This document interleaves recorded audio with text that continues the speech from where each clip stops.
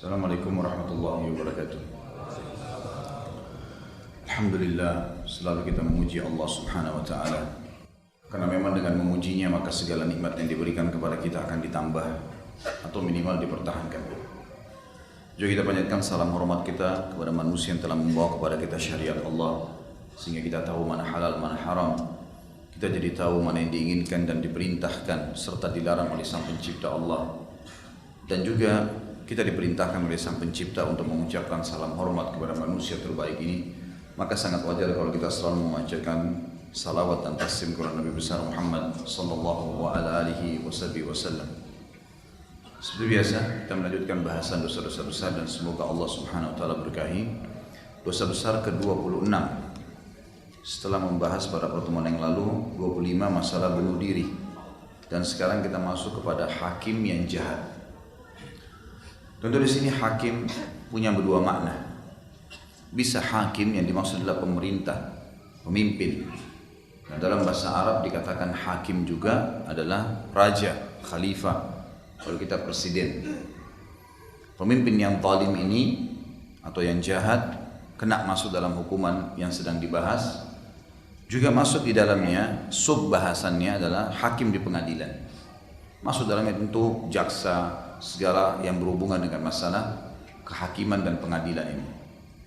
Di dalam Islam tentunya pemimpin-pemimpin yang baik akan diberikan balasan yang baik.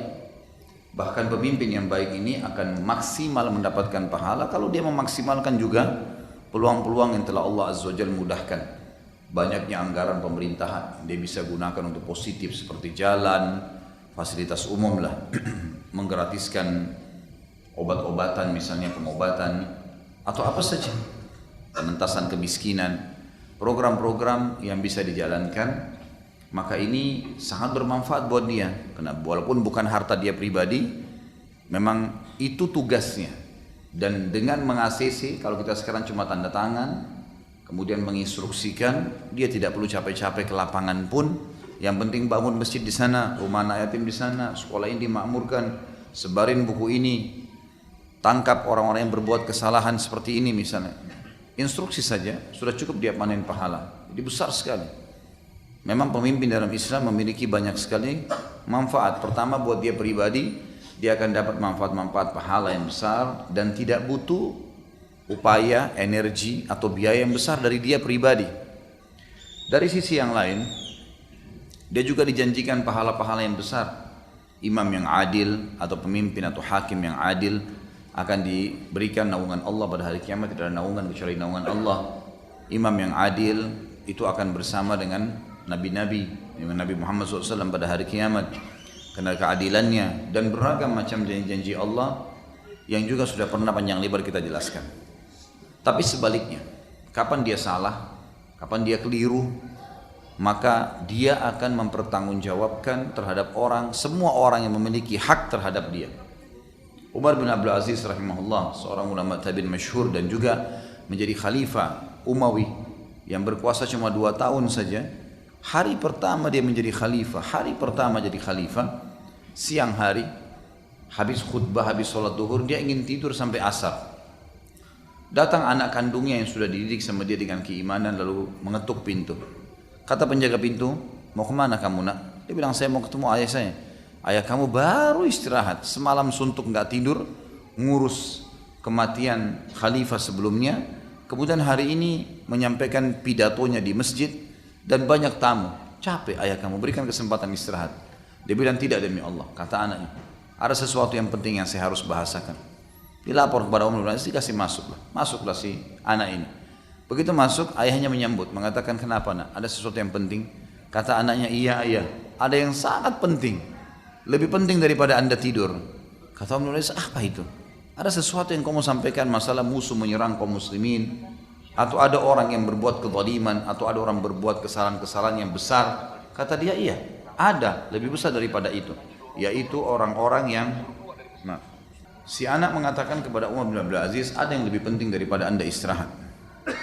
Sekarang anda akan tidur.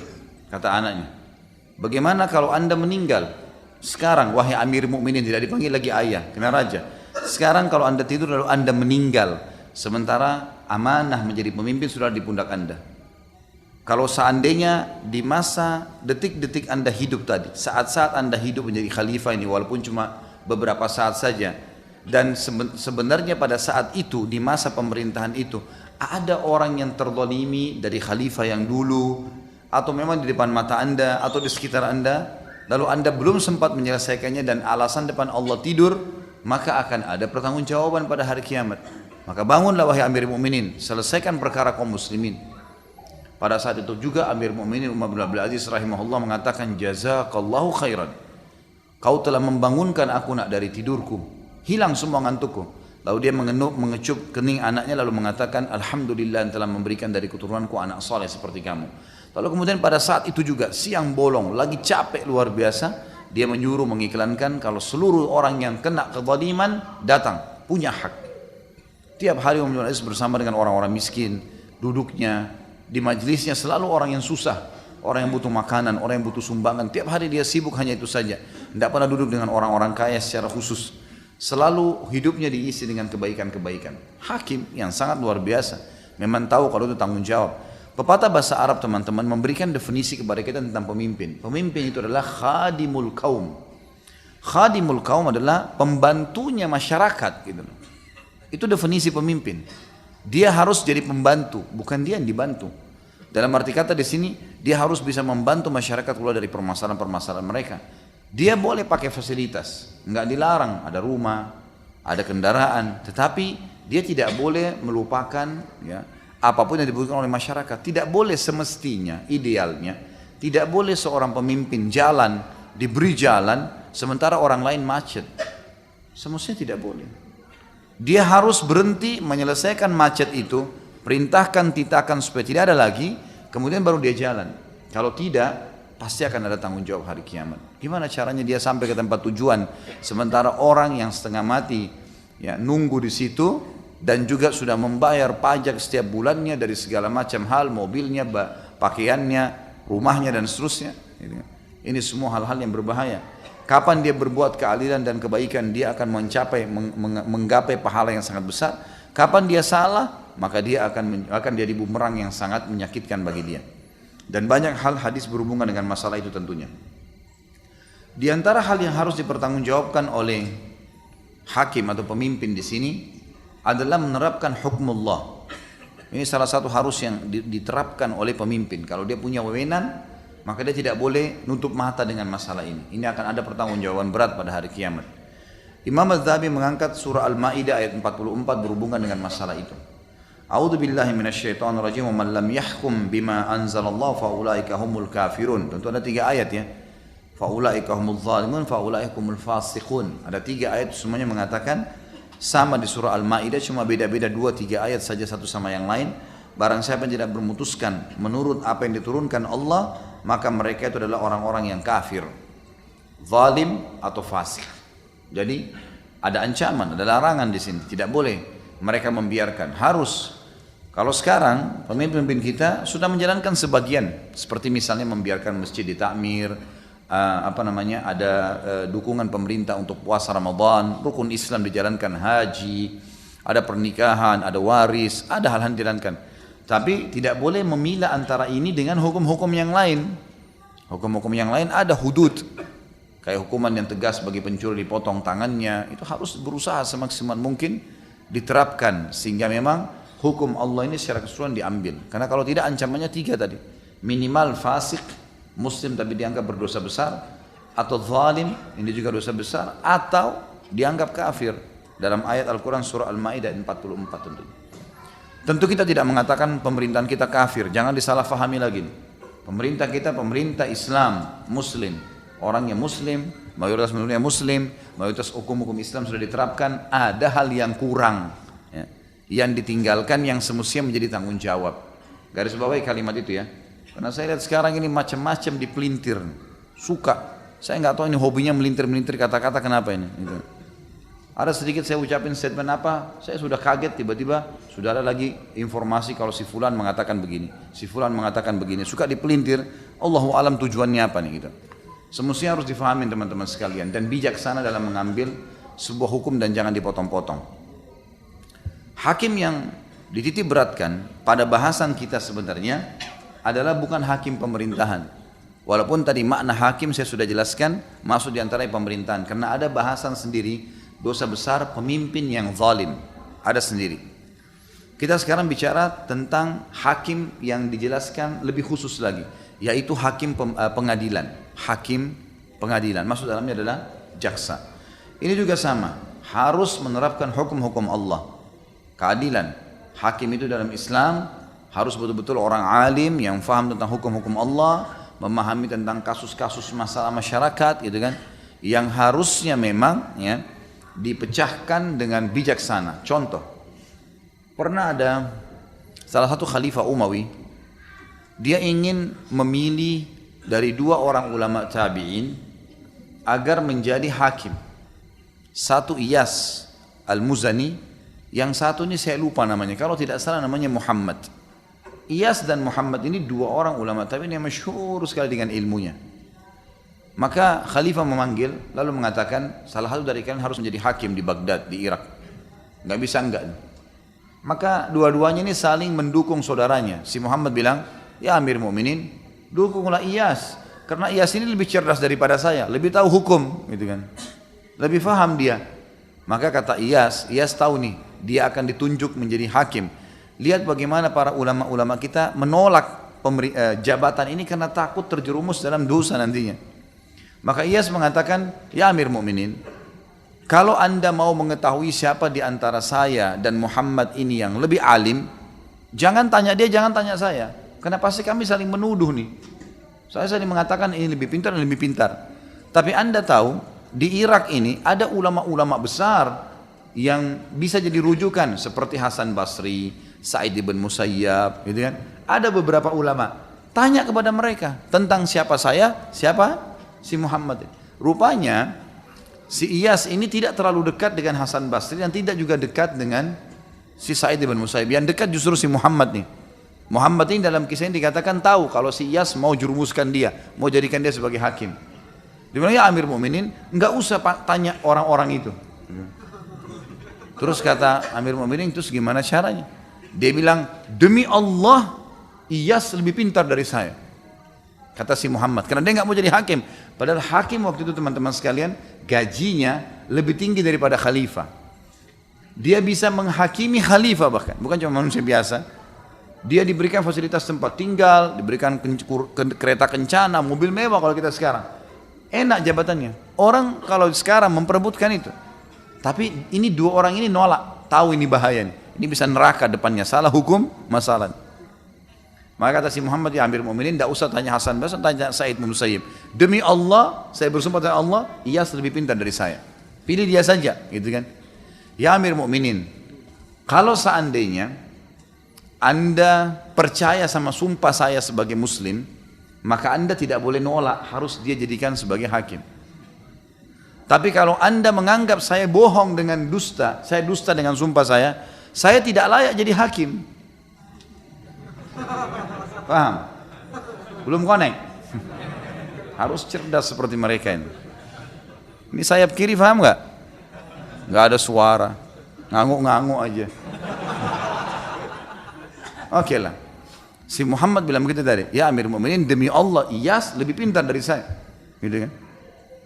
Kalau saya, demi Allah dia bilang, kalau saya sumpah ini benar, anda nggak boleh milih saya lagi, karena saya sudah sumpah atas sama Allah, pasti dia lebih pintar, harus terima, gitu kan?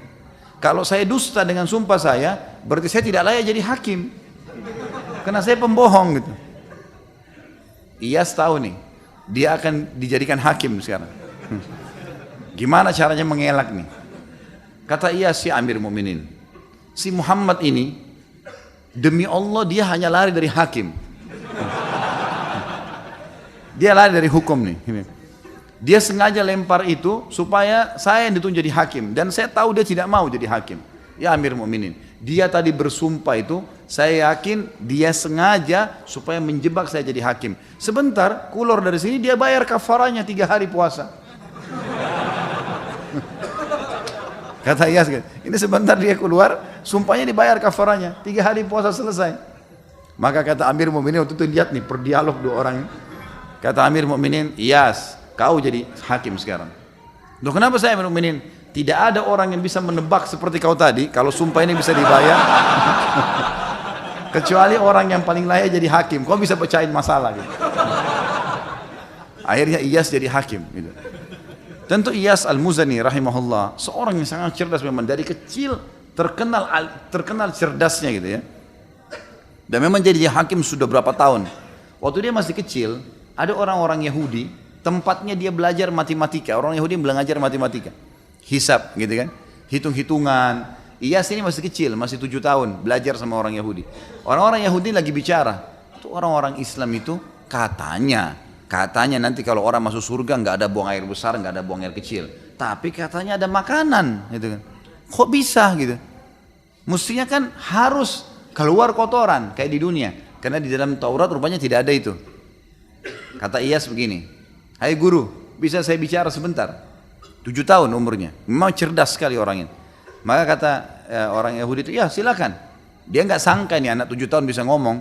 Maka kata Iyas, kalau seandainya Anda lagi makan makanan, gitu kan, apakah semua makanan yang Anda makan itu jadi kotoran? Dia bilang enggak. Lalu kemana?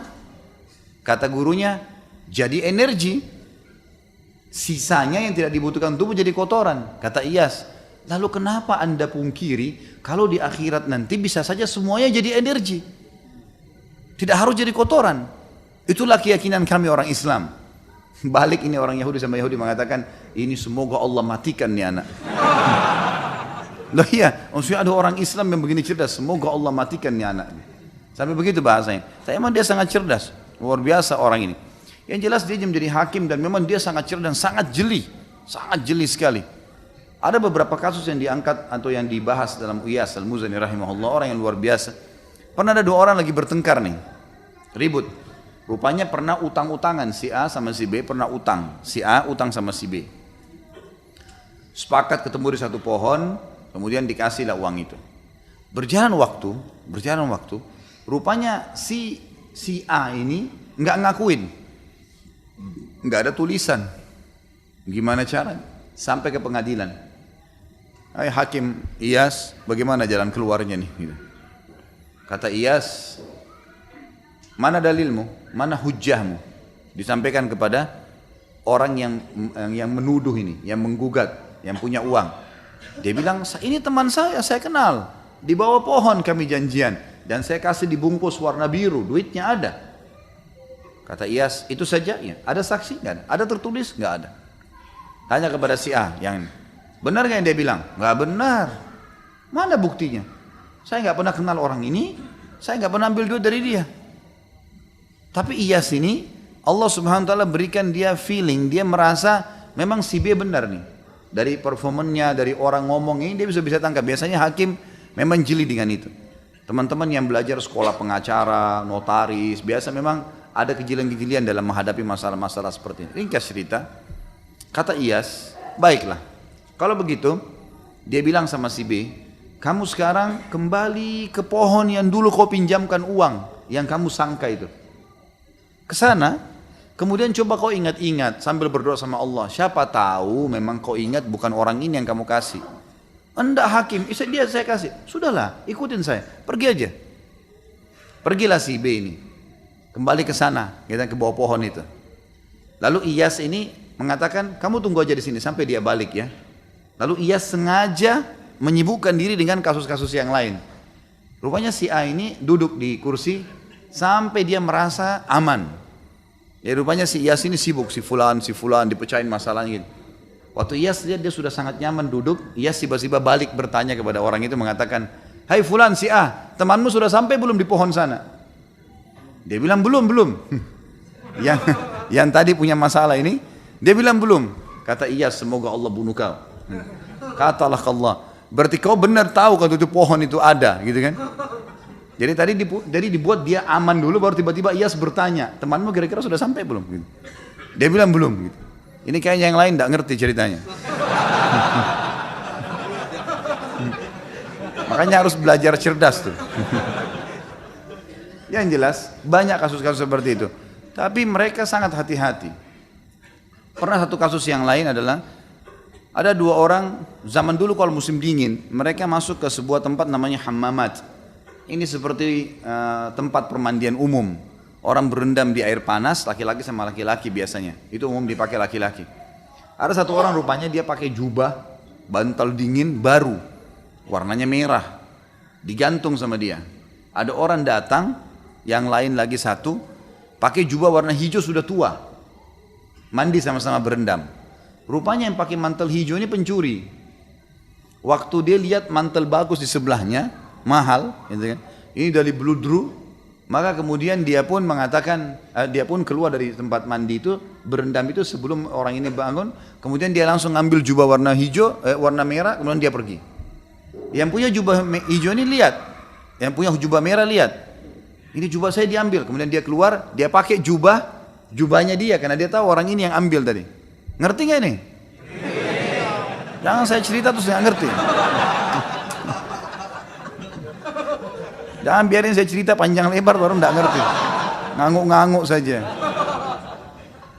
Ala kulli hal, sekarang akhirnya si mantel ini berubah.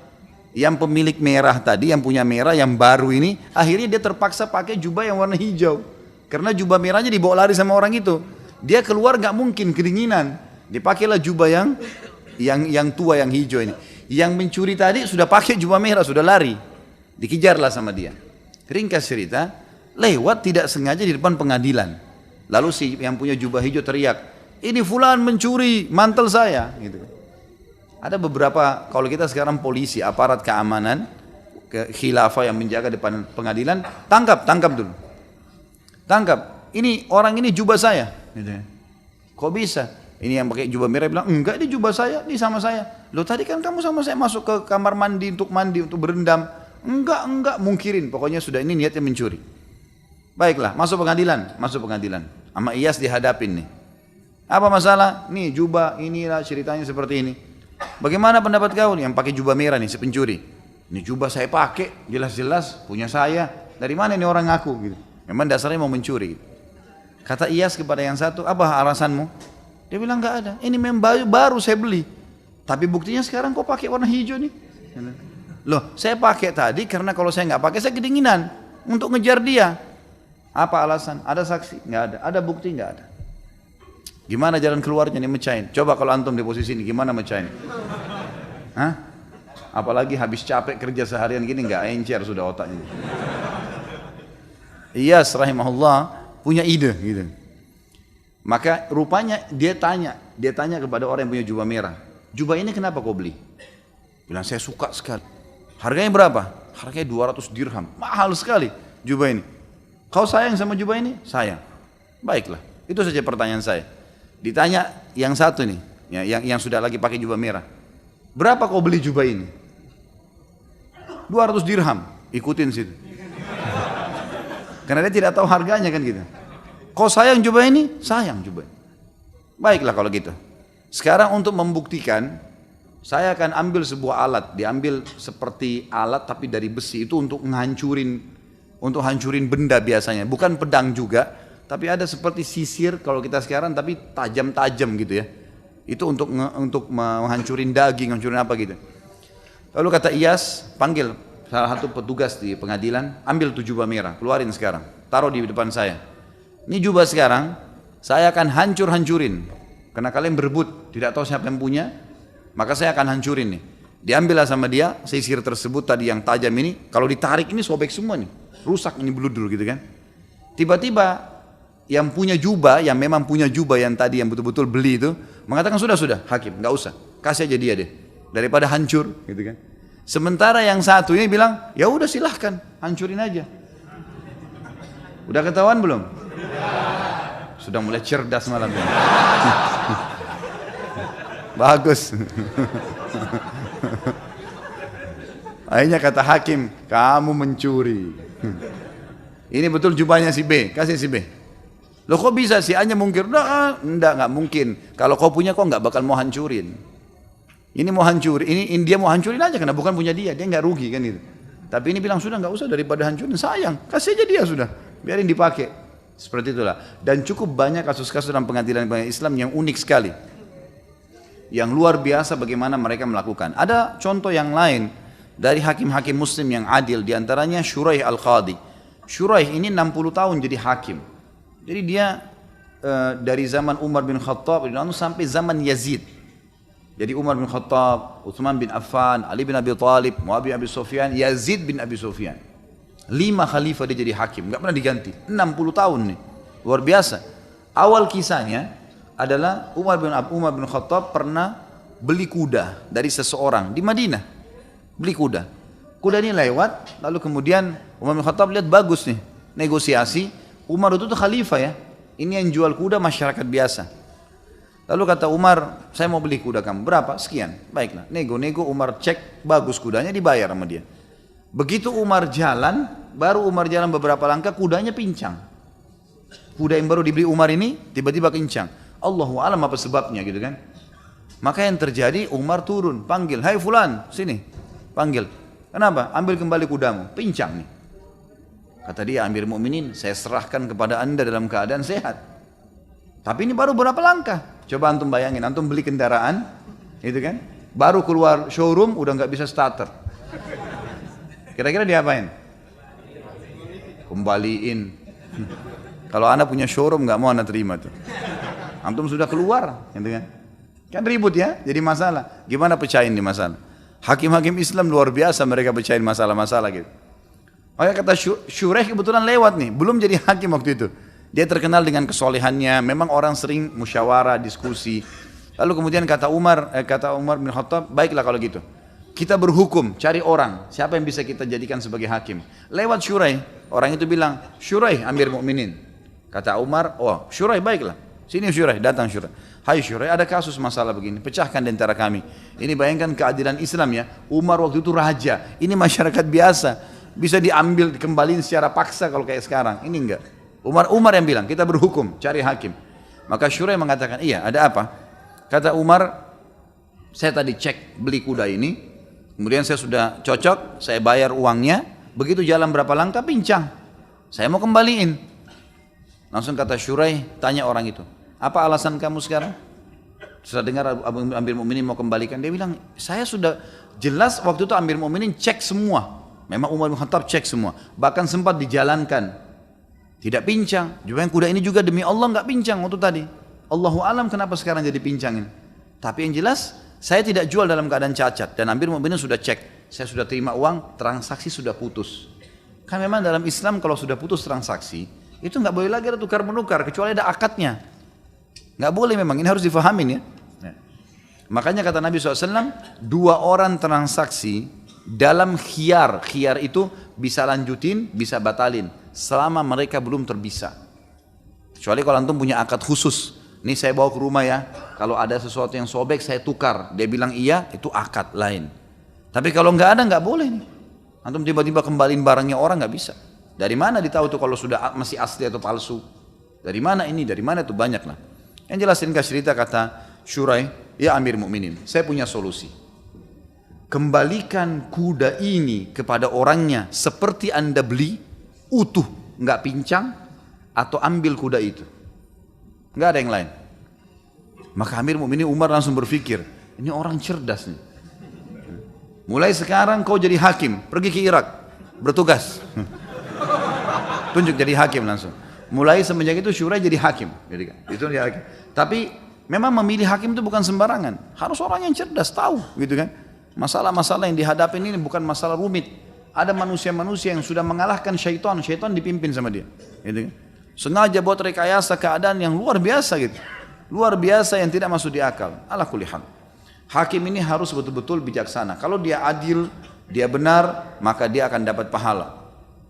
Tapi kalau dia salah dan dia tahu ini salah, tapi sengaja, misal kena disogok ya, karena kerabat, maka ini semua akan kena hukuman. Hukumannya banyak nih.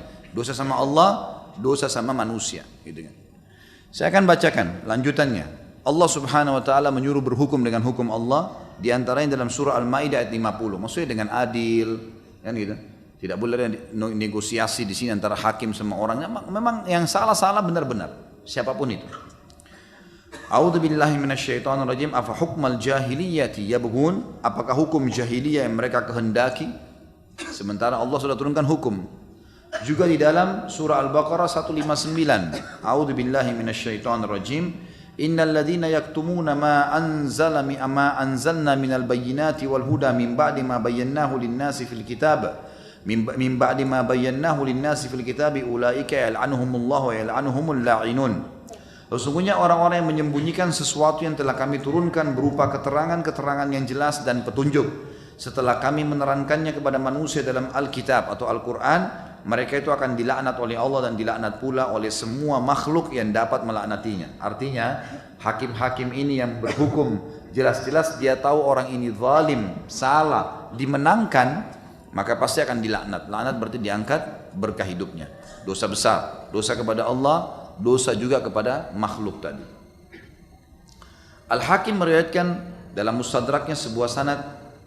Sebenarnya Imam Az-Zahabi tidak setuju dengan hadis ini, tapi disahihkan oleh Al-Hakim dalam Mustadrak. Dari Talha bin Ubaidillah dari Nabi SAW, kata Nabi SAW, la yakbalullahu salata imamin hakama bighairi ma anzalallah. Allah tidak menerima salat seorang pemimpin yang memutuskan hukum dengan selain hukum yang diturunkan oleh Allah. Dan ini Hakim sebutkan dalam Mustadrak dan beliau mensahihkannya. Sedangkan Al-Dhabi mengatakan isnadnya belum jelas atau gelap. Di dalamnya terdapat Abdullah bin Muhammad al-Adawi, seorang yang tertuduh berdusta. Tapi yang jelas Imam Al-Dhabi mengangkat hadis ini karena hadis ini memang dibutuhkan dalam bahasan khusus apa yang sedang dibahas. Dan beliau menarik yang dimaksud dengan imam bukan pemimpin negara tapi adalah hakim di pengadilan, Imam Al-Dhabi. Tapi Imam Hakim mengatakan bahwasanya ini masuk diantaranya imam negara. Bahaya sekali ancamannya. Imam pemimpin yang tidak berhukum dengan hukum Allah tidak diterima sholatnya. Hadis ini, gitu kan? Jadi sangat tegas. Al-Hakim juga mensahihkan tanggung jawab itu dibebankan kepadanya. Dari hadis Buraidah dia berkata Rasulullah SAW bersabda, qadin fil jannati wa qadiyani fil nar.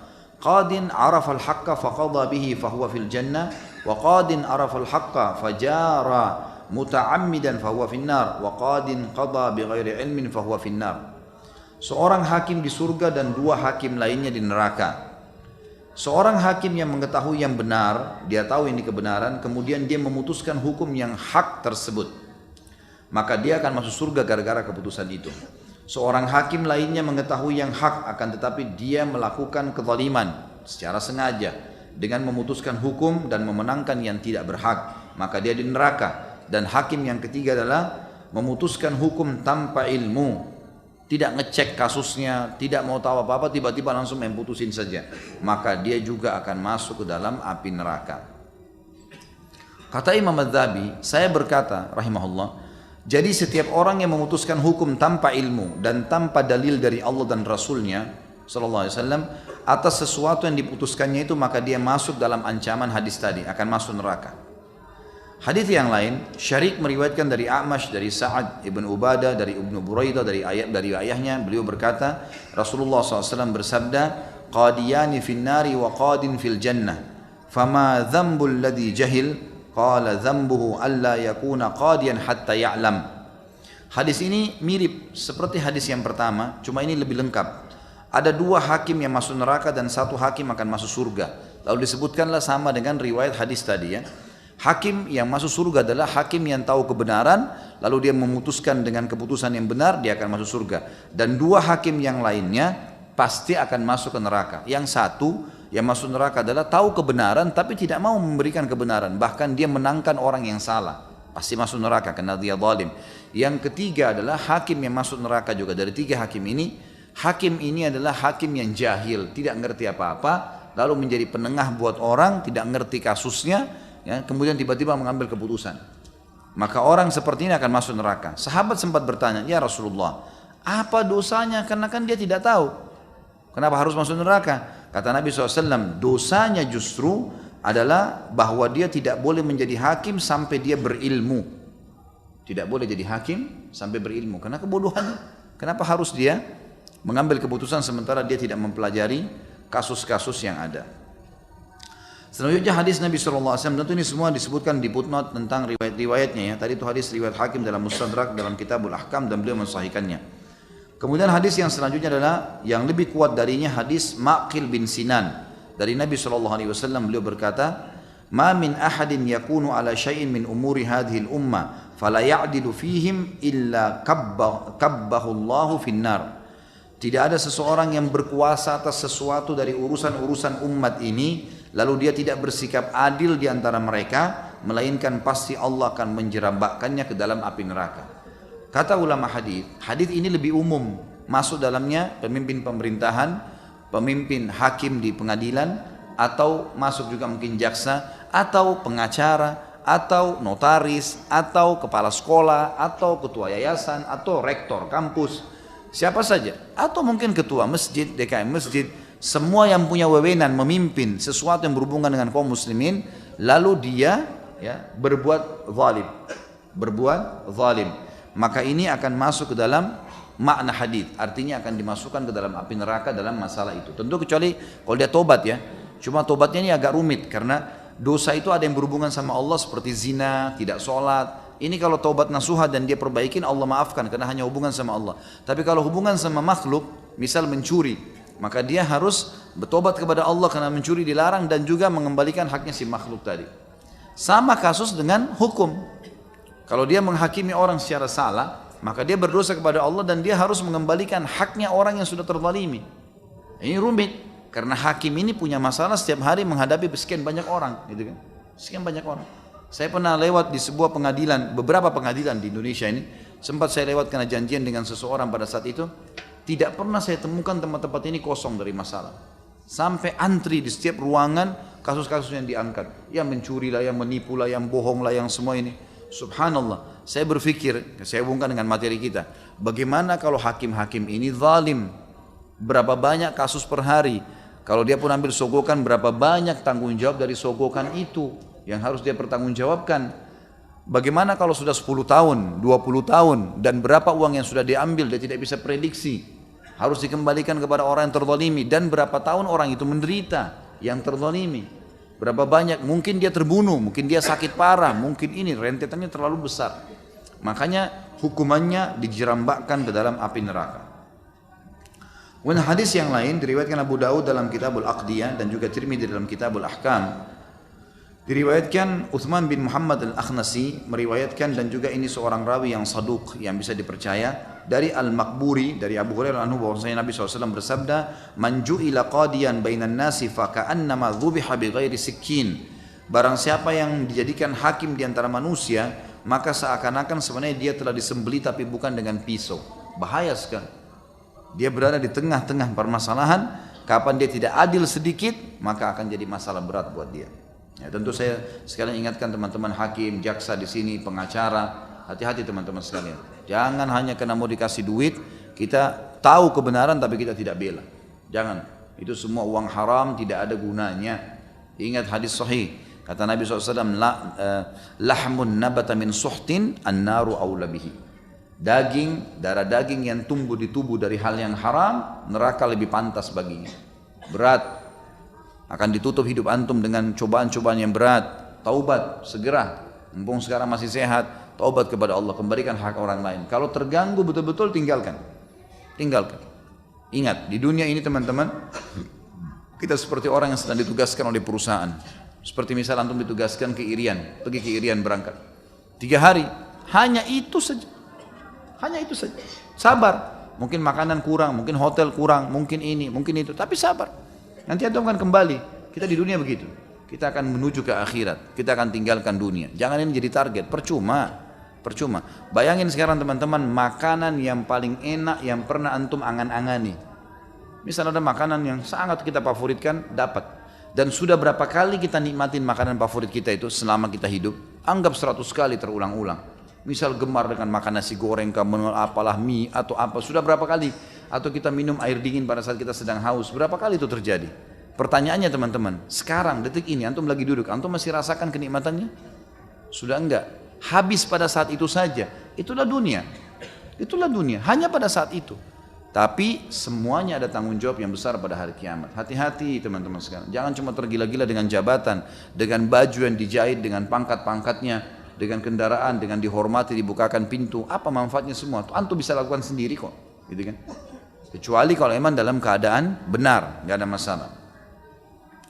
Kata Imam Adz-Dzahabi, sedangkan apabila hakim itu berijtihad lalu memutuskan hukum berdasarkan dalil yang terbukti kesahihannya, dan dia tidak memutuskan hukum berdasarkan pandangannya semata, memang karena ada bukti-bukti dan betul dia mau cari kebenaran, dan pendapat itu tampak lemah baginya, maka dia tetap mendapatkan pahala karena ijtihadnya. Dan ini adalah suatu yang pasti berdasarkan sabda Nabi SAW. Kalau dia sudah berusaha, dua orang bertikai, dia coba pecahin masalahnya, betul-betul sebagai bukti ternyata si A memang tidak bisa nih dimenangkan, memang dia salah, harus dipenjarakan karena argumen si B lebih jelas, gitu kan. Oke, dia hukum dengan itu. Maka berarti dia di sini dapat pahala. Dia di sini dapat pahala. Ingat sabda Nabi SAW dalam hadis Bukhari. Beliau setelah memutuskan perkara-perkara sahabat mengatakan, ingat, siapa di antara kalian yang mengambil hak saudaranya karena keputusan saya, jadi kan, dan dia tahu dirinya salah, maka kembalikanlah, karena saya sedang memutuskan bagian tubuhnya akan dibakar di api neraka. Saya tidak berdosa, tapi dia akan bertanggung jawab karena saya cuman berijtihad. Ini kembali kepada hadis Nabi yang lain, riwayat Bukhari Muslim, idza ijtahada al-hakim fa asaba falahu ajran wa in ijtahada fa akhta'a falahu ajr. Apabila seorang hakim berijtihad lalu dia benar dalam keputusannya, maka dia mendapatkan 2 pahala. Dan apabila dia berijtihad lalu keliru, maka dia mendapatkan 1 pahala. Asal benar-benar mencari kebenaran dan dia keliru. Tentu pada saat dia sudah tahu dia keliru teman-teman, dia harus perbaiki ya. Tidak boleh kita diam. 10 tahun yang lalu pun kejar, cari tahu orang itu karena haknya. Sekarang lebih baik kita capek sedikit daripada di akhirat nanti, karena rumit. Di akhirat ini tidak dibayar lagi dengan rupiah, nggak dibayar lagi dengan sebidang tanah, sebuah motor, mobil, nggak lagi. Bayarnya pahala. Ini rumit ini. Jangan bawa masalah ke akhirat. Dikatakan dalam hadis ini, kata Imam Adz-Dzahabi, Nabi SAW menyebutkan tingkatan balasan pahala apabila seorang hakim memang berijtihad dalam memberikan keputusan hukum. Sedangkan apabila dia ikut-ikutan atau taklid saja dalam keputusannya, maka dia tidak masuk dalam kebaikan tersebut. Jadi kalau misal ada orang cuma penasihatnya, cuma orang-orang sekitarnya, atau dia bermusyawarah dengan istrinya, atau mungkin anaknya, kemudian dia main mengambil saja sembarangan pendapat tanpa melihat ya data-data dan kepastian bukti-bukti yang ada, maka ini berarti dia tidak masuk dalam hadis tadi. Maka dia bisa berdosa. Dia harus punya keputusan sendiri yang dia murni ikhlas memang memutuskan karena mau mencari kebenaran, baru dapat pahala tadi. Kemudian seorang hakim, kata beliau, haram memberikan keputusan hukum ketika dia dalam keadaan marah. Nggak boleh kalau marah, terlebih atas lawannya. Dan apabila pada diri seorang hakim berkumpul sifat kurang ilmu, tanda kutip, dan maksud yang tidak baik, tanda kutip, serta akhlak yang jahat, ini juga tanda kutip, juga kurang wara. Wara itu menjaga kesucian hubungan sama Allah. Ini juga tanda kutip.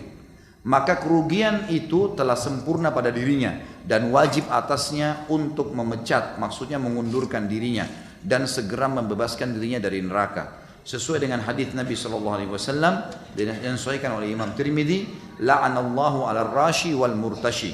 Allah melaknat orang yang memberikan sogokan dan juga menerimanya. Apa itu sogokan? Sesuatu yang kita berikan untuk memudahkan sesuatu yang lain yang bukan hak kita. Sekali lagi, bukan hak kita. Penting digarisbawahi ya.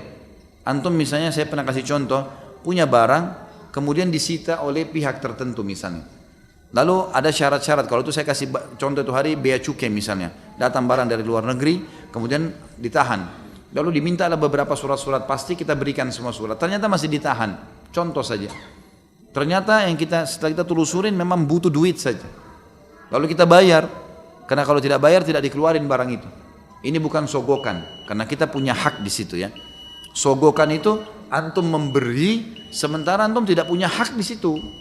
Gak ada hak di situ. Bukan menguasai sebuah bidang, bayar supaya masuk bisa diterima. Ini nggak bisa, ini sogok. Ini masuk di dalam jalan, ini berbahaya. Akan ada pertanggungjawaban yang berat pada hari kiamat. Allahu a'lam. Seperti biasa insyaallah setelah ba'diyah kita akan lanjutkan dengan tanya jawab. Pertanyaan sesuai dengan tema saja. Subhanakallahumma bihamdika asyhadu an la ilaha illallah astaghfirullah wa atubu ilaih. Wassalamualaikum warahmatullahi wabarakatuh. Assalamualaikum warahmatullahi wabarakatuh. Alhamdulillah wassalatu wassalamu ala Rasulillah. Ada dua pertanyaan yang hampir mirip di sini. Yang pertama, bagaimana hukum pengacara membela kasus yang jelas-jelas bersalah? Pertanyaan yang lain, bagaimana pandangan Islam tentang pengacara? Kita tahu banyak sekarang pengacara membela yang salah tapi menuduh yang benar. Seperti itulah kurang lebih ya pertanyaannya. Baik, teman-teman pengacara bisa dapat pahala maksimal, luar biasa sebenarnya. Pekerjaan mereka sangat luar biasa, mulia. Pengacara itu mulia karena dia bekerja untuk mencari kebenaran. Saya yakin teman-teman pengacara pada saat kuliah diajarin bagaimana menghadapi orang-orang zalim. Saya tidak yakin dan tidak mungkin terjadi pada saat lagi kuliah dosennya ajarin bagaimana membela orang yang salah. Benar nggak? Mana pengacara di sini? Masya Allah. Cukup Pak Yoyo. Jadi kerjaan mereka mulia, asal memang diposisikan yang benar. Jangan terima kasus yang jelas-jelas orang salah minta dibela karena dia zalim. Kita dukung berarti kita juga zalim, kan gitu. Tapi ada orang-orang yang terzalimi, butuh bantuan, bantu mereka. Bahkan sangat mulia, walaupun di belakang itu tidak mendapatkan hasil duniawi. Allah Azza wa Jalla akan menilai dan akan membela.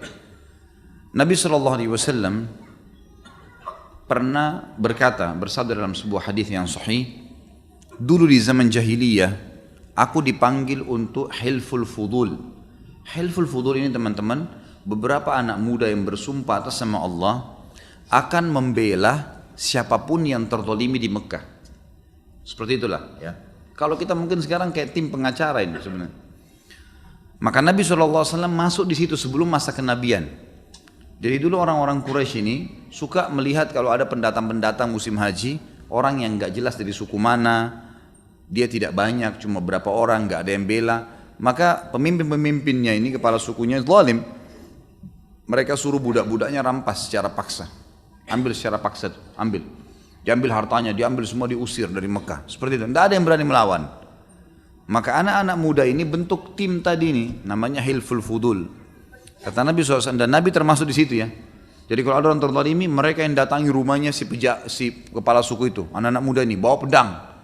Pokoknya akan menyerang rumah ini kalau seandainya mereka tidak, ini orang-orang ini tidak kembalikan haknya pendatang-pendatang. Akhirnya banyak pendatang ke Mekah yang merasa aman dengan itu. Dengan Hilful Fudul. Apa kata Nabi SAW? Dulu di masa jahiliyah, aku dipanggil untuk mendukung Hilful Fudul tadi. Sumpah untuk membela orang yang terzalimi. Kalau di dalam Islam aku dipanggil, maka aku akan menjawabnya. Sekarang setelah turun wahyu, aku diminta, aku akan lakukan itu. Artinya kita boleh membela, memang malah ada tim di sini, kesannya kayak tim ya, yang membela orang-orang yang sedang terzalimi. Jadi pekerjaan itu mulia sebenarnya, mulia. Asal dia tempatkan pada tempatnya. Nah, tapi kalau kayak tadi pertanyaan dua-duanya ini mengatakan kesannya langsung menyudutkan teman-teman pengacara, mengatakan bahwasanya ya tidak bisa karena mereka membela yang salah. Nah ini pengacara yang salah, nggak boleh memang gitu kan. Dia zalim. Banyak ya, hati-hati teman-teman pengacara sini kezaliman. Kalau ada orang yang salah lalu kita menyebabkan dia menang, pertama kita membuat manipulasi data. Kita sudah tahu ini orang salah, tapi kita merekayasa, membuat ya kerangka fikir sedemikian rupa sebuah poin-poin untuk membuat dia menang. Ini manipulasi data, sudah ada dosa. Kata Nabi SAW, man ghasyana falaysa minna, siapa yang menipu kami bukan dari golongan kami. Yang kedua, kalaupun dia buat orang ini menang, maka dia dipastikan orang ini akan memakan sesuatu yang bukan haknya. Ini dosa lain lagi nih. Yang ketiga, orang yang sedang terzalimi di sini sekarang tidak mendapatkan haknya dan terzalimi. Penyebabnya adalah si orang ini. Maka banyak rentetan dosa yang didapatkan di sini. Tapi kalau dia bela, itu luar biasa. Dia bela kebenaran, dia berikan hak orang yang semestinya mendapatkan hak dan dihukum orang yang memang telah melakukan perbuatan salah. Dan Allah Subhanahu wa taala akan memberikan balasan yang besar. Jadi ini pekerjaan mulia asal diletakkan pada tempatnya. Sama teman-teman yang lain ya, kegiatan-kegiatan yang lain ya, seperti teman-teman notaris juga begitu. Sama, ini perbuatan yang baik sebenarnya karena dia membuat data-data yang mendukung pemerintah untuk mensahkan sebuah surat asal dia jujur. dia benar itu, dia bukan menulis sesuatu nota mengumpulkan data-data yang palsu, maka insya Allah ada pahalanya di situ. Dan boleh mengambil jasa ya, boleh. Tidak ada larangan dalam mengambil jasa tapi. Dan jasa ini memang lebih afdal, lebih jauh dari gharar. Nah, gharar itu merugikan satu dua pihak tanpa ditentukan. Jadi tanpa ditentukan, misal mengatakan nanti si pemilik masalah mengatakan kalau saya insya Allah selesai saya akan berbagi sesuatu yang akan saya berikan. Maka itu jasa, kalau dia sudah mengucapkan maka dia mestinya memberikan nantinya. Tentunya harus begitu ya. Karena banyak juga orang yang sudah terzalimi nih. Begitu ditolong maka yang diucapkan cuma terima kasih. Jasanya orang, transportasi, pakai uangnya orang sendiri, fotokopi, hadapin orang, pulsa telepon orang lain. Kemana caranya? Saya kemarin bertemu dengan salah satu teman pengacara mengatakan begitu kepada saya. Banyak yang dibantu, tapi semua selesai terima kasih ya, udah tutup telepon. Selesai. Padahal ini banyak sekali yang digunakan, tapi dia Masya Allah membantu orang, memang niatnya. Cuma ini nggak boleh juga ya. Teman-teman yang terzalimi kemudian dibantu oleh orang lain harus kita bantu, harus kita berbagi gitu kan. Karena kata Nabi SAW, siapa yang berbuat kebaikan buat kalian, maka balas dia yang setimpal dengan perbuatannya, sesuatu yang dia lakukan, kasih gitu kan.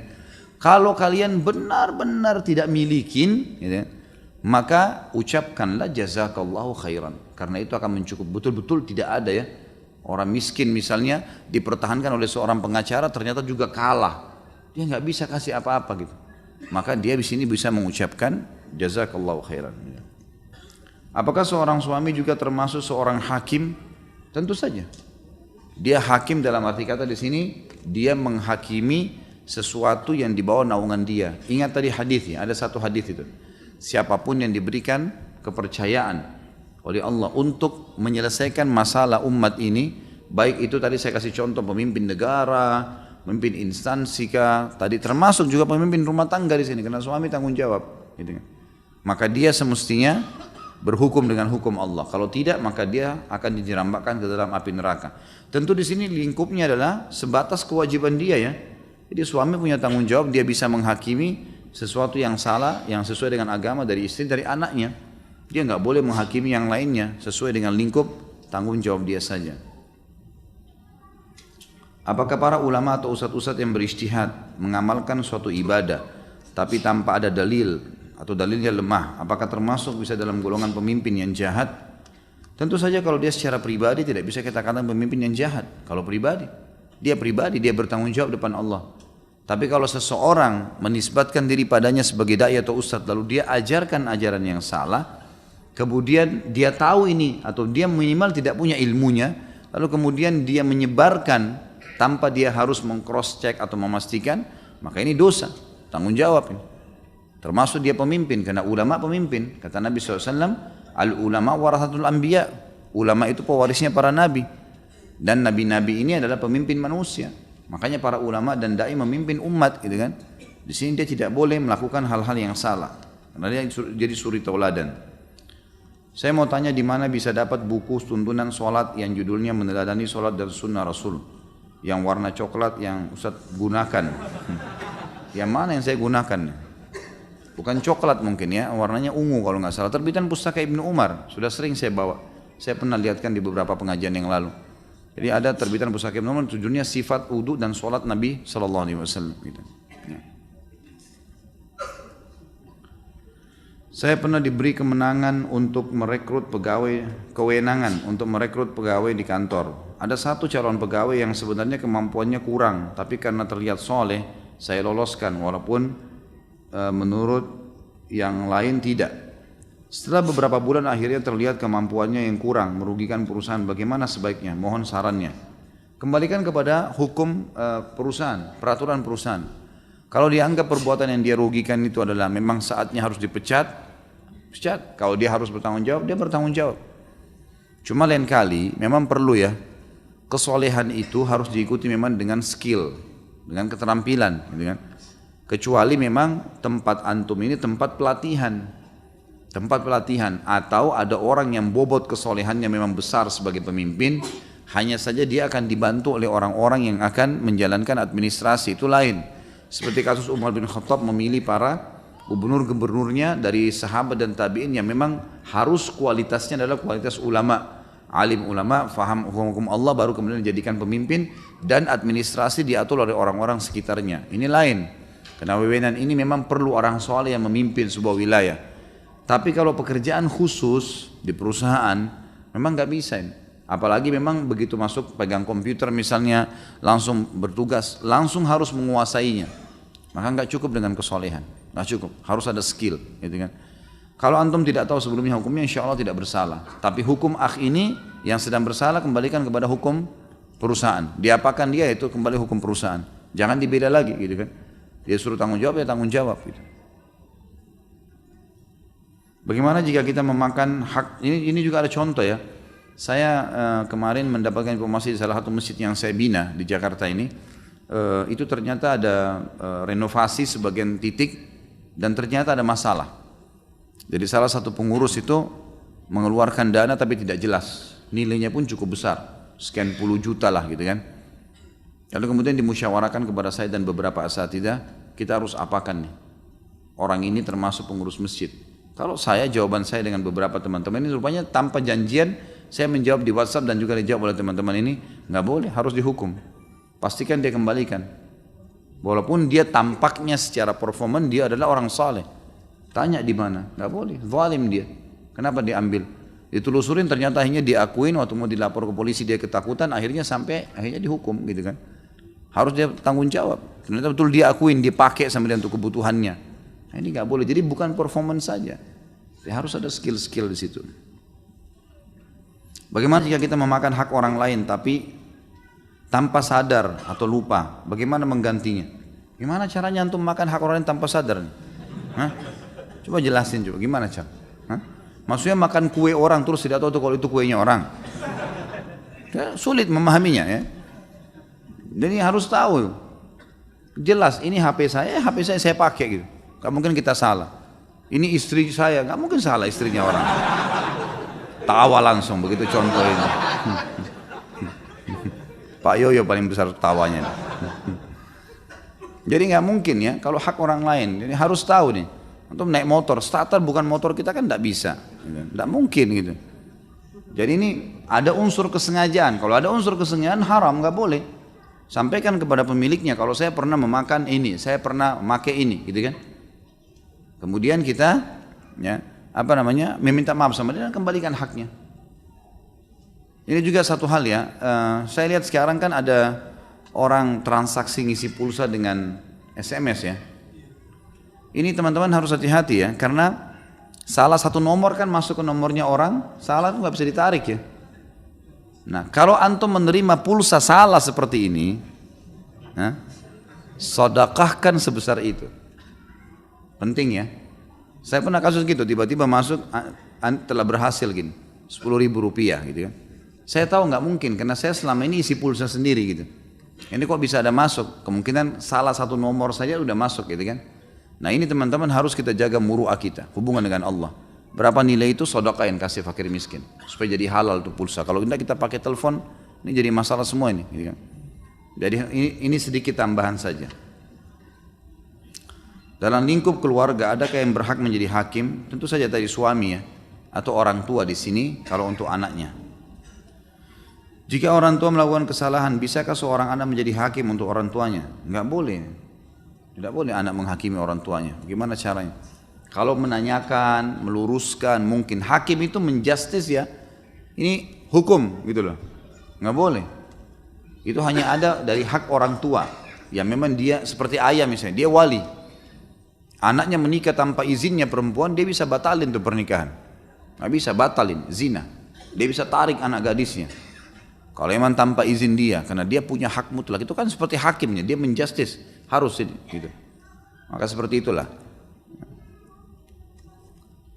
Ustaz, saya pernah nyogok jaksa agar saudara saya direhabilitasi karena pecandu narkoba. Jaksa menyebut angka untuk saudara bisa direhab, tapi ternyata malah dibebaskan oleh hakim karena saya memberi suap. Ya. Apa ini maksudnya? Usaha saya mandek selama ini atau akhir-akhir ini.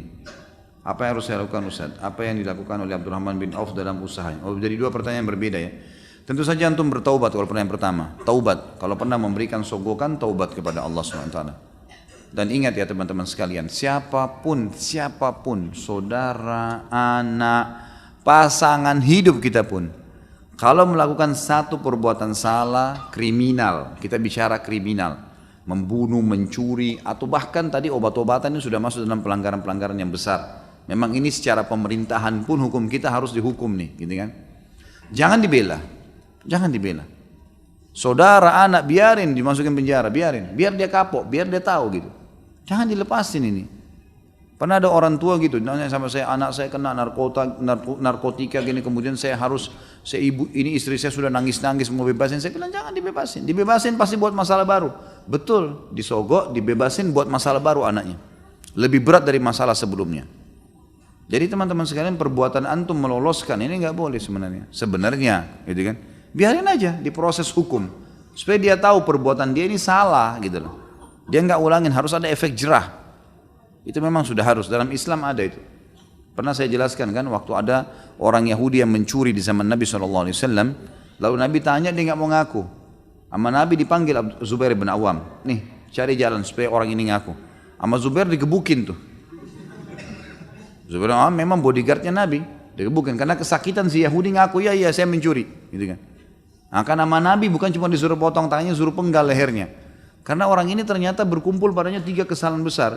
Dia udah mencuri, dia udah berbohong, dia udah menyembunyikan apa yang dia curi itu, gitu. Memang dia mau zalimi orang. Ini luar biasa. Tapi di sini kita lihat kasusnya ya. Tentu sudah terlalu terjadi, tinggal taubat nasuha kepada Allah SWT. Semoga Allah Subhanahu wa taala memaafkan kejadian itu, dan semoga saja adik antum atau siapa ini diberikan hidayah. Baik, selanjutnya tadi bagaimana kalau usaha mandek ya. Tentu saja muhasabah teman-teman sekalian. Kalau ada sesuatu yang kita kerjakan dan itu ada masalah, muhasabah, mulai dari modal, sudah halal atau enggak, gitu kan? Selama ini ada enggak kezaliman yang terjadi di hak-hak harta itu?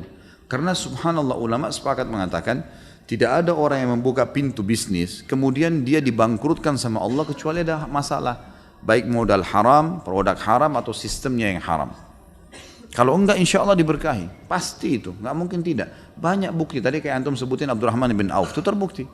Mereka nggak ada pembukuannya zaman dulu tuh, nggak ada administrasi, nggak ada hitung-hitungan, keuntungan main ditaruh saja di gudang gitu kan. Sampai waktu Abdurrahman bin Auf meninggal dunia, emas yang sudah dia taruh bertahun-tahun numpuk sampai melengket satu sama yang lain.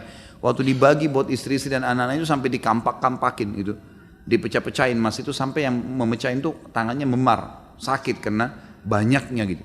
Mereka sudah tidak ada administrasi pada saat, tapi melimpah hartanya. Karena sederhana sekali, modal halal, produk halal, sistem halal, jalani bismillah. Insya Allah diberkahi oleh Allah itu. Karena Nabi SAW mengatakan Allah membuka ya, keuntungan atau keberkahan di 99 bentuk keberkahan atau rezeki di tijarah atau di bisnis, gitu kan. 1%-nya itu yang lainnya. Jadi coba muhasabah seperti itu perbaikin insya Allah. Bagaimana jika hakim tersebut saat kita dimenangkan oleh hakim memberikan sejumlah uang untuk ucapan terima kasih? Bagaimana kalau diberikan hakim tersebut uang terima kasih karena dimenangkan? Kalau antum tidak ada kesepakatan tertentu dan antum memang benar, memang kita benar, si pengacara tadi atau si hakim atau si jaksa memang kita benar, dan mereka betul-betul membela kita, tidak ada kesepakatan awal. Setelah kita menang, kita memberikan rasa terima kasih kita, boleh. Masuk dalam umumnya sabda Nabi SAW tadi, orang yang berbuat baik pada kalian maka kafi'u, balas mereka dengan kebaikan. Boleh. Nabi SAW bahkan mengatakan siapa yang berbuat baik pada kalian, balas yang setimpal. Diberikan makanan oleh tetangga, balas dengan makanan juga isinya. Jangan piringnya kosong kembali. Jadi sesuatu yang dibalas dengan kebaikan. Jadi Allah alam, kalau tidak ada kesepakatan boleh. Tapi kalau sudah ditentukan dari awal ini nggak boleh. Pokoknya menang kasus, nggak menang kasus adalah dapat sekian. Ini jasa. Ada saya dapatkan begitu informasi dari beberapa teman pengacara. Pokoknya mau saya bela nih, saya akan berusaha. Tapi taruh dulu 100 juta, 200 juta. Pokoknya ini dianggap sudah nggak ada urusannya, ini sudah masuk semuanya. Nah ini semua nggak boleh. Ini masuk dalam hukum kezaliman. Orang lagi masalah malah ditimpah lagi dengan masalah baru. Kalau antum tidak bisa, jangan jadi pengacara. Tinggalin profesi itu kalau nggak bisa. Nah, memang konsekuensinya membela kebenaran kan. Bagaimana hukumnya gaji sekarang, di mana seseorang tersebut mendapatkan pekerjaan dari sogokan? Ini sudah pernah kita jawab ya, halal atau haram? Jika haram, bagaimana cara bertaubatnya? Antum berdosa dengan sogokannya, ya? Pekerjaannya halal kalau halal, perbuatan sogokannya haram, nggak boleh. Gitu. Tentu dilihat juga, kalau sogokan antum ini membuat ada orang yang lebih berhak dan dia terzalimi, ada dosa kezalimannya. Gitu kan? Kalau saran saya, Allahu alam, bagaimana caranya kita ikut tes normal. Kalau sekali lagi tidak masuk dalam sogok, antum orang yang berhak di situ, berhak. Kita bisa masuk di sini. Memang bisa jadi dosen, bisa jadi pegawai. Skill kita memang ada. Cuman memang sudah bobrok sistem yang ada ini, harus bayar. Bahkan kita didatangin, kamu kalau bayar kamu akan saya lolosin. Misal. Gitu kan? Dan kita tahu memang ini semestinya saya bisa, memang ini punya saya gitu. Maka itu bukan sogokan, bukan sogokan gitu. Kalau nggak salah di sini juga ada pertanyaan tadi, bagaimana kalau seandainya mengambil SIM dengan sogok, gitu kan?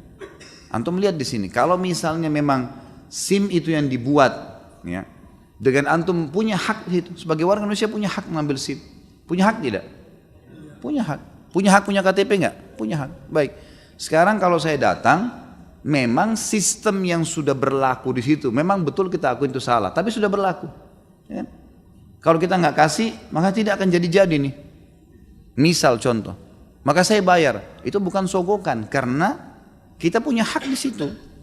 Hak saya ada, gitu kan? Yang tidak bisa, misal memang betul-betul SIM itu harus dites, tes driver, tes semua ini macam-macam. Memang begitu harusnya, sistemnya pun ada. Tapi antum lihat orang antri panjang, enggak deh saya enggak mau. Cari jalan supaya bayar, supaya tidak lewat tes itu misalnya. Gitu. Nah ini yang masuk dalam sogokan gitu. Karena orang-orang lain yang punya skill pun melalui hal yang sama gitu. Ya. Sekali lagi kalau sudah sistem yang ada, jangan disalahfahamin nih, gitu kan. Ini sering ceramah saya dipotong, diambil sebagian-sebagian lalu disebarin, salah faham lagi gitu kan. Sudah pakai bahasa Indonesia. Ya. Dan ini kalau ada pendapat para ulama dan asatidah yang berbeda sama ini, mereka punya dalil, silahkan, gitu kan? Tidak ada di sini, bukan tujuan saling menghujat, tapi menjelaskan apa yang telah dijelaskan oleh para ulama berhubungan dengan masalah ini. Di Indonesia apabila terjadi pembunuhan, hakim menghukumi si pembunuh dengan masuk penjara, bukan dikisos. Apakah ini termasuk contoh hakim yang tidak menggunakan hukum Allah? Tentu saja hukum Allah adalah dipenggal lehernya, gitu kan? Tetapi ada hukum-hukum kata para ulama yang bisa dihubungkan dengan hukum Allah. Misal ada penjelasan sebagian ulama, hukum kisos penggal kepala adalah hukum yang paling ideal. Tapi ternyata bila di sebuah negara kisos itu penggal kepala, ini ya, tidak pernah diterapkan dan memang belum berlaku, belum pernah dilakukan. Lalu untuk menghakimi orang ini, hukum yang maksimal adalah dipenjara seumur hidup misalnya, atau ditembak, gunakan sniper maka ditembak. Apakah si hakim yang memutuskan ini zalim atau tidak? Maka itu antara dia dengan Allah tentunya. Masalah niatnya, dia sengaja memang mau dahulukan ini dari hukum Allah atau enggak, ini panjang rentetannya. Apakah memang dia tidak tahu hukumnya kalau hukum Allah harus diterapkan? Banyak ini harus diperhatikan satu persatu, baru kita kena hukum dia dosa atau enggak gitu. Tapi kalau dia antara dia sama Allah itu, tapi kalau dia menetapkan hukum karena dia tahu pemerintahnya memerintahkan itu dan memang ini adalah hukuman maksimal, tidak ada pembelaan, ingin membela kebenaran, maka insya Allah tidak ada masalah dia. Karena dia berijtihad, dia berusaha, gitu kan. Tentu sekali lagi idealnya hukum qisas, harusnya, gitu kan, harusnya. Dan kalau dia tahu hukum, dia sengaja nggak terapin, nah berdosa. Tapi kita bicarakan tadi untuk mengatakan dia berdosa ini banyak rentetan hukum dulu. Apakah dia mengerti hukum itu atau tidak, gitu kan? Apakah memang sudah diterapkan hukum itu atau belum, dan seterusnya banyak. Atau dia sudah mengerti, banyak hal yang mesti dibahas. Di Indonesia ada banyak sekali ustaz dan alim ulama yang memiliki ilmu yang luar biasa, cerdas. Mengapa di antara mereka tidak ada yang mau menjadi pemimpin dan membiarkan mereka dipimpin oleh orang-orang zalim? Allahu a'lam. Saya tidak tahu kenapa, gitu kan. Apa sebabnya? Allahu a'lam. Apakah kalau saya melihat pribadi, mungkin karena masih ada sistem-sistem yang tidak sesuai dengan syariat, gitu kan. Sehingga mereka tidak mau merapat ke situ. Dan memang salah satu kriteria untuk memilih pemimpin adalah muslim, alim ulama, dan yang ketiga ini yang penting. Memang dia tidak mengejarnya. Dia tidak memintanya. Makanya kitanya yang harus mencari orang-orang alim itu. Lalu kemudian mereka disodorin untuk jadi pemimpin. Mestinya begitu. Itu kan yang terjadi. Nabi SAW yang menunjuk Abu Bakar. Abu Bakar menunjuk Umar. Umar menunjuk 6 orang sahabat yang hanya seperti itulah. Jadi orang-orang ini menunjuk memang. Dan itu pun mereka masih menolak untuk jadi pemimpin. Idealnya negara kita dikumpulin orang-orang yang cerdas, orang-orang yang pintar, di kampus-kampus yang memang berakal, memang maunya, apalagi kalau dia seorang alim ulama yang faham tentang hukum Allah dan takut dengan Allah, takut hari akhirat ini, dengan neraka dan berharap surga, maka orang dikumpulin. Lalu kemudian mereka lah yang menunjuk secara bijaksana siapa yang akan jadi pemimpin. Karena orang-orang seperti ini teman-teman, kalaupun jadi pemimpin, kalau betul-betul seorang alim Rabbani ya, orang alim ulama yang faham tentang hukum Allah, pasti dia tidak mau sembarangan. Kalaupun jadi pemimpin, dia akan lahir seperti Umar bin Abdul Aziz, tidak akan bermewah-mewahan, tugasnya menyelesaikan banyak masalah masyarakat, seperti Umar bin Khattab yang tidak akan tidur kecuali sudah keliling kota Madinah, gitu kan? Selalu saja memecahkan permasalahan-permasalahan umat ini. Jadi memang itu yang kita harapkan, dan itu memang tidak ada kecuali dari alim ulama. Terkait pertanggungjawaban seseorang yang menjadi hakim atau pemimpin, bila mana tidak berlaku adil atau bertindak zalim, salah dalam memutuskan perkara, maka ganjarannya neraka. Lalu sebagai muslim mungkin sudah faham tentang ganjaran tersebut, apakah hal itu berhubungan dengan banyaknya hakim atau pemimpin yang kurang ilmu, dikarenakan sebagian muslim yang enggan mengembang amanah tersebut karena takut akan balasan neraka? Bagaimana menanggapi hal tersebut? Ya tentu saja dari banyak sisi ya. Sisi yang pertama, memang bisa saja karena mereka tidak paham hukum agama.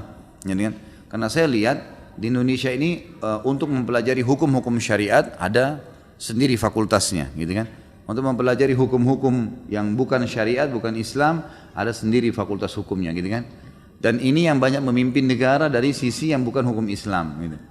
Ini ada alumninya, tapi alumni ini cuma sekedar tahu, oh ini boleh, ini nggak boleh, hanya sekedar itu yang terjadi sekarang kan? Ini maksimal paling berjalan kepada hukum-hukum yang ada atau menjadi menteri misalnya. Kalau ini sudah sampai pada tingkat bisa menjadi pemimpin yang luas, seperti itulah. Jadi memang jauhnya dari pemahaman agama sehingga membuat mereka tidak paham. Mungkin dari sisi lain seperti tadi disebutkan, mungkin karena mereka takut kalau jadi hakim nanti malah zalim, dan itu memang yang kita nukil dari para ulama-ulama kita dulu ya. Allahu alam, yang saya lihat perbaikannya adalah bagaimana kita memang memulai dari diri kita sendiri untuk mengetahui kalau ilmu agama ini hukumnya wajib untuk dipelajari, sehingga semua ini umat Islam jadi faham hukum halal haramnya Allah, gitu kan? Subhanallah, saya bukan memuji Saudi ya, tapi berapa kali kejadian waktu saya masih tinggal di sana selama 7 tahun teman-teman sekalian, saya temukan supir taksi biasa, gitu kan? Pada saat saya ngobrol, seperti saya ngobrol sama seorang syekh.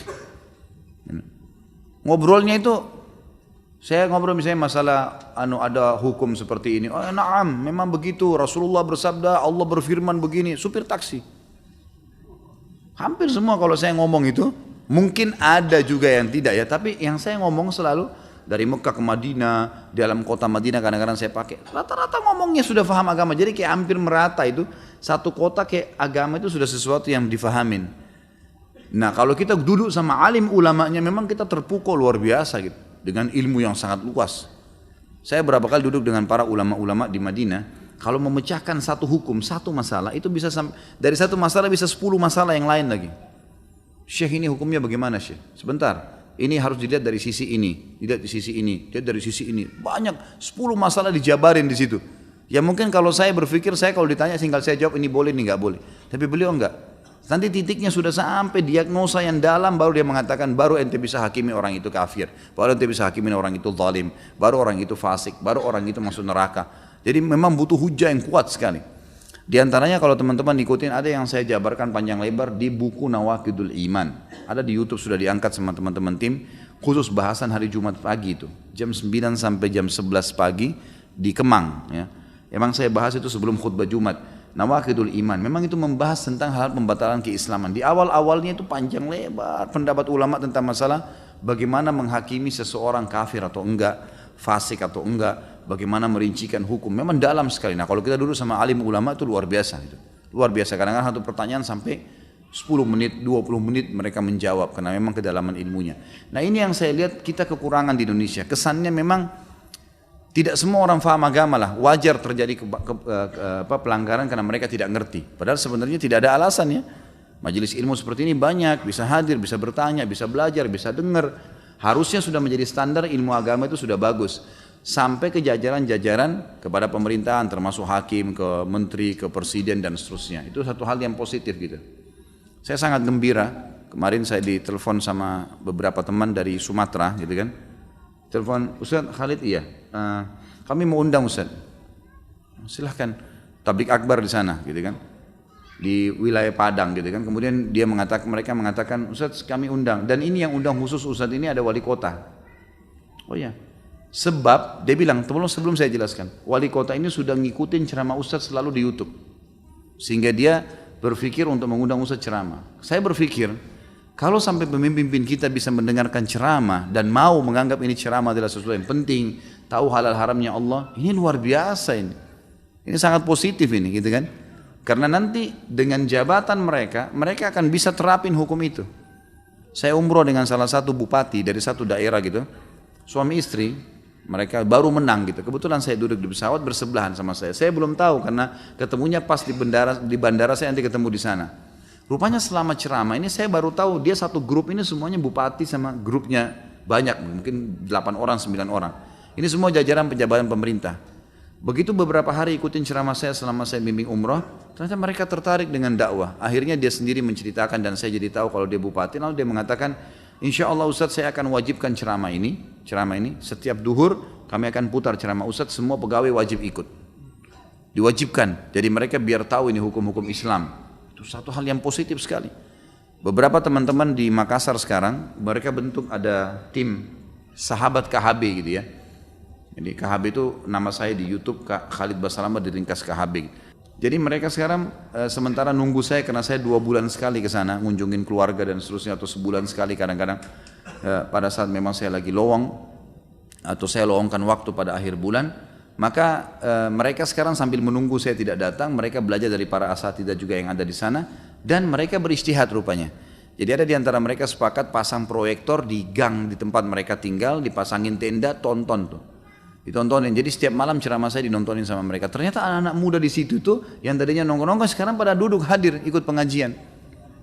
Dan itu hampir berlaku di banyak gang-gang. Sampai saya dikirimin fotonya di WhatsApp, ini Ustaz. Ini kami lagi adakan acara, ini kami lagi putar ceramah tentang ini, ceramah tentang ini. Jadi sekarang di gang-gang mereka tuh sudah bilang, ini nanti malam Ustaz Khalid ceramah apa nih? Padahal saya lagi di Jakarta nih ceritanya. Tapi diputar seperti itu. Ini bukan saya bicara tentang ceramah saya, ceramah siapa saja gitu kan. Di antara asatidzah yang memang mu'tabar insya Allah yang bisa dijadikan sebagai rujukan, sangat positif. Jadi memang ilmu ini harus merata dulu gitu kan. Ilmu Islam kalau sudah merata sudah enak tuh sebenarnya di jajaran teman-teman aparat, di jajaran pemerintahan, di jajaran instansi-instansi umumnya ya, pendidikan, sekolah, yayasan dan seterusnya. Ini insya Allah akan sangat baik. Allahu a'lam. Dan itu akan lebih mudah, nanti akan lebih mudah ada penerimaan. Mungkin begitu dulu. Subhanakallahumma bihamdika asyhadu an la ilaha illallah astaghfirullah wa atubu ilaih. Wassalamualaikum warahmatullahi wabarakatuh.